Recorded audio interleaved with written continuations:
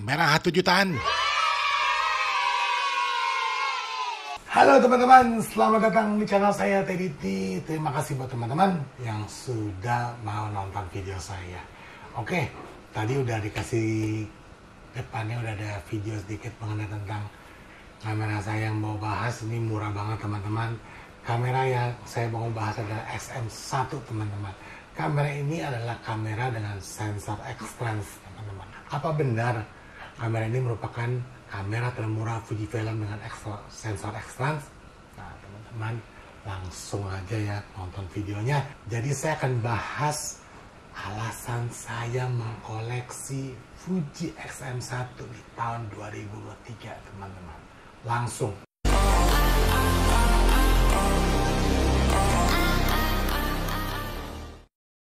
Nah teman-teman, di depan saya adalah Fuji XM1 ya teman-teman. Jadi bener nggak sih Fuji XM1 ini merupakan kamera paling murah dengan sensor X-Trans? Jawabannya adalah enggak teman-teman. Di bawah dia itu masih ada 3 kamera lagi yang mempunyai sensor X-Trans teman-teman, yaitu Fuji X30, Fuji X20, dan Fuji Q1. 3 kamera itu adalah kamera yang tidak bisa diganti lensanya teman-teman. Jadi Fuji XM1 merupakan kamera dengan interchangeable lens yang paling murah. Ya teman-teman, yang punya sensor X-Trans tapi paling murah, yang bisa diganti lensanya XM1 teman-teman.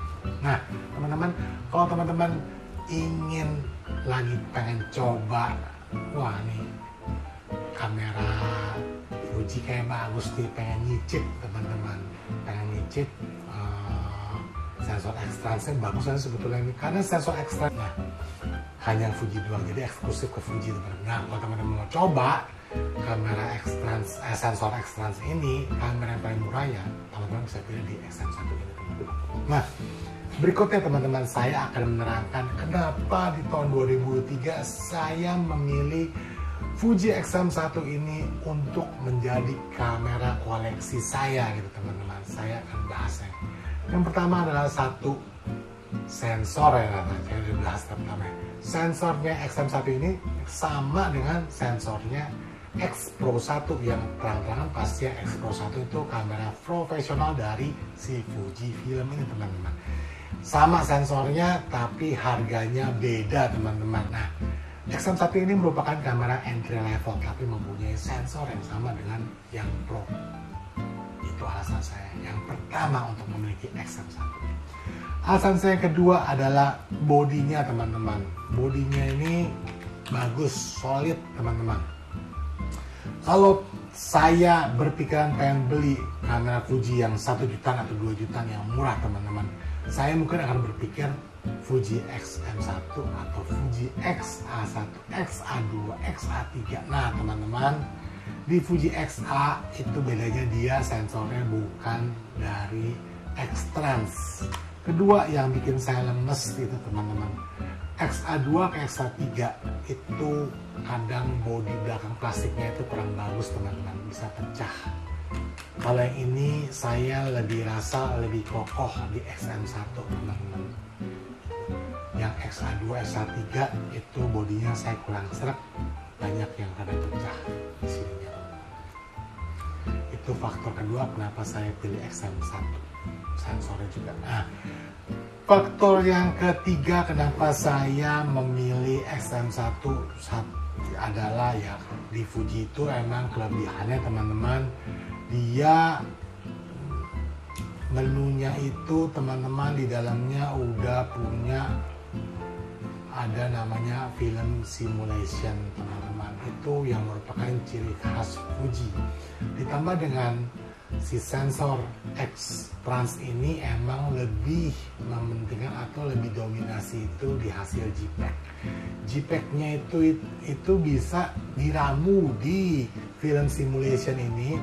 Jadi banyak di luar sana settingan-settingan atau rumus-rumus atau bukan rumus ya, atau namanya resep-resep untuk mengolah atau bisa menghasilkan JPEG-JPEG yang setara dengan film-film Fuji film zaman dulu teman-teman. Nah itu ada di film simulation dan juga banyak yang bisa diotak-atik di colornya, di sharpness-nya, macam-macam, di shadow tone-nya. Ini kelebihan dari Fuji teman-teman. Jadi teman-teman nanti juga bisa lihat di website-website luar yang memberikan berbagai macam resep-resep mengenai tentang cara membuat hasil JPEG-nya itu bisa seperti hasil film si Fuji film zaman dulu teman-teman. Itu yang membuat kamera Fuji itu suatu hal kamera yang membedakan dengan kamera yang lainnya teman-teman. Itu juga faktor yang ketiga membuat saya pengen memiliki kamera Fuji teman-teman. Nah faktor lainnya itu ya macam-macam ya teman-teman. Dia udah punya flash, dia juga ISO-nya udah 25.600 dengan harga 1 juta, 25.600 lumayan lah teman-teman. Oke. Dan juga kameranya udah bisa diganti lensanya, interchangeable lens teman-teman gitu. Jadi faktor-faktor ini yang membuat saya berpikiran untuk mengoleksi XM1 ini. Ditambah yang terakhir adalah harganya teman-teman. Harganya itu udah relatif sangat murah teman-teman. Dengan kamera XM1 ini harganya 1 jutaan itu saya rasa udah murah banget teman-teman. Jadi saatnya tepat di tahun 2023 ini saya memiliki atau mengoleksi Fujifilm XM1 ya teman-teman. Nah faktor-faktor lainnya yang menurut saya ingin saya mengoleksi kamera Fuji XM1 itu adalah bentuknya itu dia dipadukan dengan kamera yang lensa yang seperti ini, jadi mantap ya teman-teman. Jadi ringkas, jadi kalau buat motret enak teman-teman, jadi simple. Dan faktor lainnya juga LCD-nya udah bisa di interchangeable lens, jadi dia udah bisa di rotate ke atas, bisa rotate ke bawah ya teman-teman. Ini faktor yang juga mendukung saya memilih XM1. Kenapa? Karena sensor X-Trans lainnya yang juga dari produk Fuji yang mahal teman-teman, atau yang profesional ya seperti X Pro 1 dan XE1 itu tidak bisa di rotate LCD-nya teman-teman.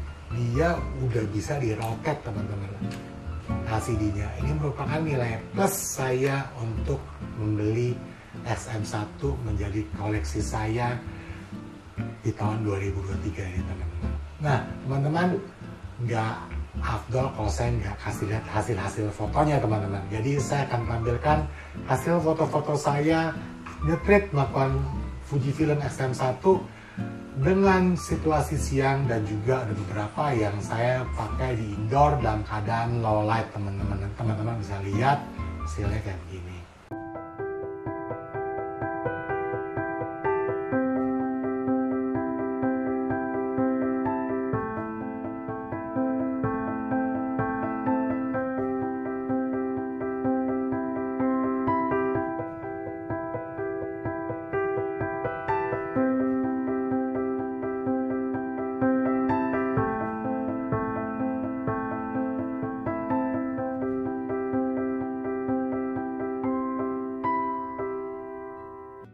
Nah teman-teman, setelah saya membahas atau faktor-faktor yang membuat saya ingin mengoleksi Fujifilm XM1, ada beberapa faktor yang merupakan faktor negatif atau faktor yang menurut saya kekurangan dari kamera Fujifilm XM1 ya teman-teman.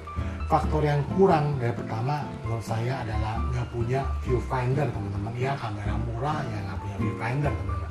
Kalau kamera ini punya viewfinder dan LCD-nya bisa di rotate, saya rasa harganya mungkin bisa 4 juta sampai 5 jutaan teman-teman. Karena yang untuk bisa di rotate dan punya viewfinder kira-kira Fujifilm sekitar segituan di tahun 2003. Nah, kekurangan lainnya lagi yang menurut saya adalah dia nggak punya colokan mic teman-teman. Jadi dia nggak punya mic eksternal. Jadi kalau teman-teman yang ingin melakukan untuk video ya nggak ada mic untuk mic eksternal teman-teman, karena kamera ini bukan dibuat untuk kamera hybrid. Jadi kamera ini hanya mementingkan untuk kamera fotografi saja teman-teman.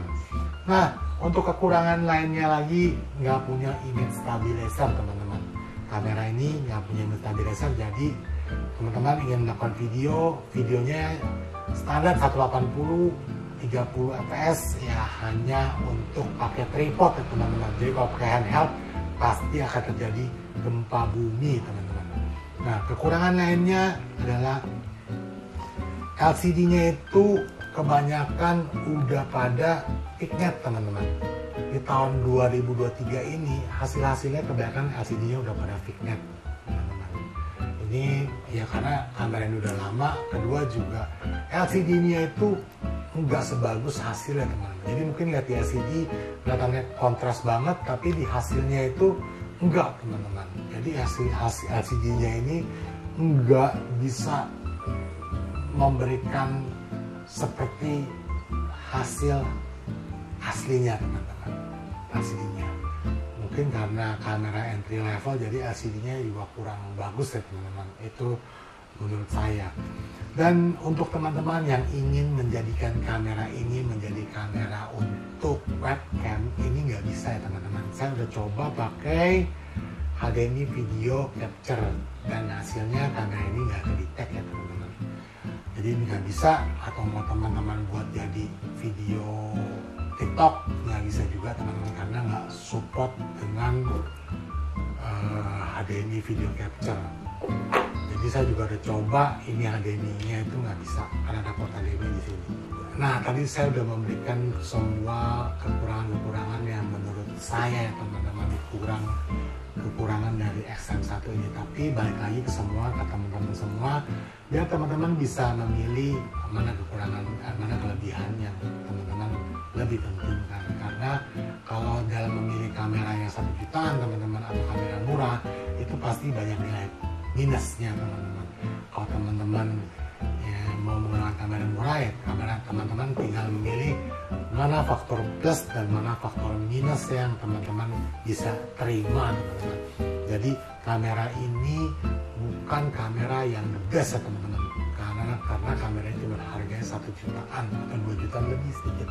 Kamera ini adalah kamera yang cukup, menurut saya cukup lumayan ya teman-teman. Untuk harga yang segitu menurut saya lebih tinggi daripada harga yang ditawarkan. Karena 1 jutaan dengan hasilnya yang saya bilang bagus. Jadi saya juga bilang kamera XM1 ini juga masih banyak dipakai teman-teman fotografer yang untuk pemotretan komersil teman-teman. Jadi ada untuk wedding atau untuk pre-wedding, XM1 ini masih banyak atau masih teman-teman pakai sebagai kamera main atau sebagai kamera backup teman-teman. Jadi karena kamera ini saya bilang hasilnya itu cukup lumayan, karena teman-teman tadi saya kasih lihat hasilnya kan teman-teman. Nah teman-teman, Fuji XM1 ini biasanya dibonding dengan lensa 1650 yang ini teman-teman. Jadi kalau pakai yang ini kira-kira bentuknya lumayan besar teman-teman.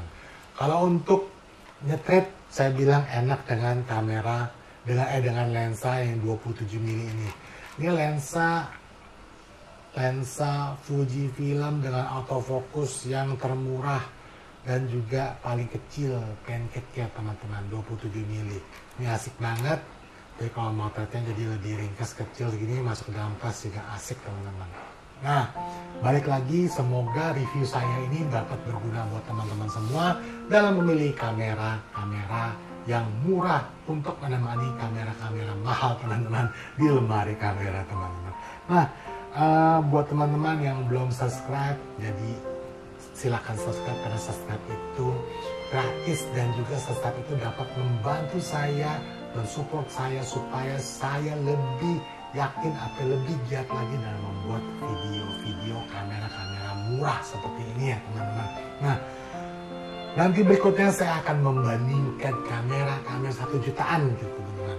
Jadi saya punya koleksi beberapa tipe vendor atau beberapa merek kamera yang harganya tidak sama. Jangan lupa teman-teman subscribe, karena teman-teman nggak mau ketinggalan video-video saya yang baru nanti. Terima kasih teman-teman yang nonton video saya. Semoga nggak memosenin dan semoga teman-teman masih setia nonton video saya. Terima kasih, bye-bye, salam jumpa sama saya.